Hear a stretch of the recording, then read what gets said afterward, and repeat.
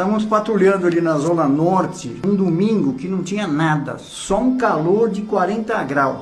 E eu entrei dentro da rua boa, de casas bacanas. No que a viatura foi subindo, a equipe patrulhando, procurando, caçando, como a rota sempre fez. E um portão aberto, dois caras em pé no portão, duas motos numa garagem. E os caras não aparentavam ser aquele bichão que nós encontramos lá dentro. Resolvemos abordar os dois caras no portão, pinote para dentro da casa. Os caras saíram correndo para dentro da casa. Nós encontramos dentro da casa um baleado numa cama. Começou a revista na casa. 5 armas foram encontradas, arma em colchão, arma em cima de guarda-roupa. Foi preso 5 caras, um tava baleado na cama, tava todo podre lá, todo zoado. Ele tinha feito alguma fita, né? Foi baleado em alguma fita, em algum lugar aí fora, né? Então veio 5 armas pra mão, 2 motos roubadas. Se não me falha a memória, um dos caras era procurado e o resto que tava lá, tudo bandido.